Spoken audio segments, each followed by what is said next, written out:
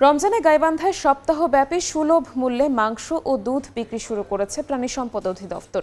এই মুহূর্তে গাইবান্ধা থেকে সরাসরি যুক্ত হচ্ছেন সহকর্মী বিপ্লব ইসলাম। বিপ্লব, গাইবান্ধা জেলা প্রাণী সম্পদ অধিদপ্তরের আয়োজনে এবং জেলা প্রশাসনের সহযোগিতায় জেলা প্রশাসন কার্যালয় চত্বরে কিন্তু আজকে 7 দিন ব্যাপী সুলভ মূল্যে মাংস, দুধ এবং ডিম বিক্রয়ের উদ্বোধন করা হয়েছে। জেলা প্রশাসক কিন্তু সকাল 10:30টায় এই কার্যক্রমের উদ্বোধন করেছেন।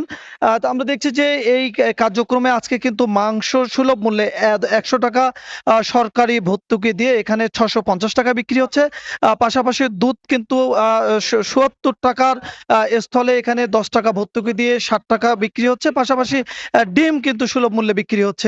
এখানে যারা নিম্ন আয়ের মানুষ তারা কিন্তু লাইনে দাঁড়িয়ে সেই দুধ, ডিম এবং মাংস সংগ্রহ করছেন। জেলা প্রশাসক যেটি জানিয়েছেন যে যাতে সকল শ্রেণীর মানুষ, নিম্ন আয়ের মানুষ যাতে এই মাহে রমজান উপলক্ষে আমিষের স্বাদ নিতে পারে এবং মাছ এবং দুধ, ডিম সবকিছু কিনতে পারে, সেই লক্ষ্যে কিন্তু তাদের এই আয়োজন। এই কিন্তু ভ্রাম্যমাণ ট্রাক সেলের মাধ্যমে শহরের বিভিন্ন পয়েন্টে আজ থেকে কিন্তু 1 সপ্তাহ ব্যাপী এই কার্যক্রম চলবে।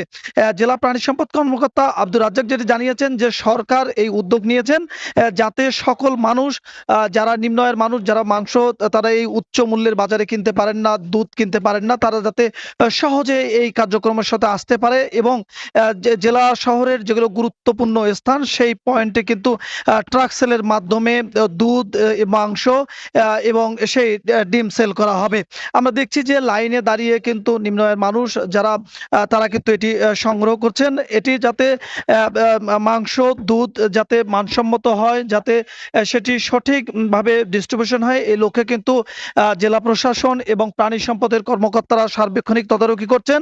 এবং এখানে আমরা দেখছি যে যারা সকাল থেকেই কিন্তু মানুষ এই মাংস, দুধ নেয়ার জন্য লাইনে দাঁড়িয়ে রয়েছেন।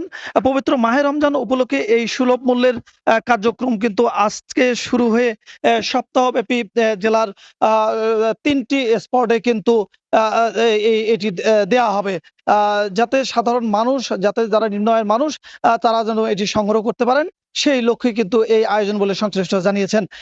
এই ছিল গাইবান্ধা জেলা প্রশাসক কার্যালয় চত্বর থেকে সুলভ মূল্যে মাংস, দুধ এবং ডিম বিক্রির অবস্থা। আমরা সরাসরি যুক্ত ছিলাম গাইবান্ধায়।